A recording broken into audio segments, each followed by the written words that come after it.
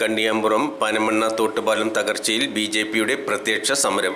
ബലക്ഷയവും വീതി കുറവുമുള്ള പാലം പുതുക്കി പണിയണമെന്നാവശ്യപ്പെട്ടുകൊണ്ട് ഏരിയ കമ്മിറ്റിയുടെ നേതൃത്വത്തിലാണ് ഒറ്റപ്പാലം നഗരസഭയ്ക്കെതിരെ പ്രത്യക്ഷ സമരം നടത്തിയത്. പ്രത്യക്ഷ സമരത്തിന്റെ ഉദ്ഘാടനം ഒറ്റപ്പാലം മണ്ഡലം ജനറൽ സെക്രട്ടറി എ. സ്വരൂപ് നിർവഹിച്ചു.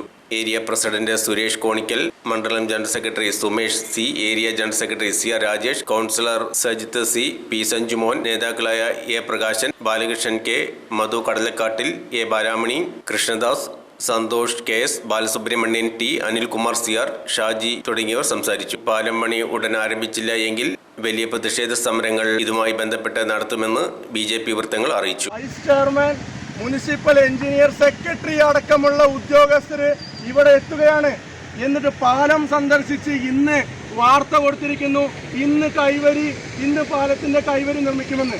ഒരു പാലത്തിന്റെ കൈവരി നിർമ്മിക്കുക മാത്രമല്ല ഇവിടെയുള്ള പൊതുജനങ്ങളും ഭാരതീയ ജനതാ പാർട്ടിയും ആവശ്യപ്പെട്ടിട്ടുള്ളത്. ഈ പാലം പുതുക്കി പണിയണം. ഈ പാലത്തിന് വീതിയില്ല. 1/2 നൂറ്റാണ്ടിലധികം പഴക്കമുള്ള ഒരു തോട്ടുപാലമാണിത്. നിരവധി വാഹനങ്ങൾ അവരെ അത് ചൂണ്ടിക്കാണിക്കുകയും അതിനെ നേരായ വഴിക്ക് നടത്തുകയും ഈ പാലത്തിന്റെ തകർച്ചാ ഭീഷണി എത്രയും പെട്ടെന്ന് മാറ്റണമെന്ന് ആവശ്യപ്പെട്ടുകൊണ്ടാണ് ബി.ജെ.പി ഇത്തരത്തിലൊരു പ്രത്യക്ഷ സമരം സംഘടിപ്പിച്ചത്.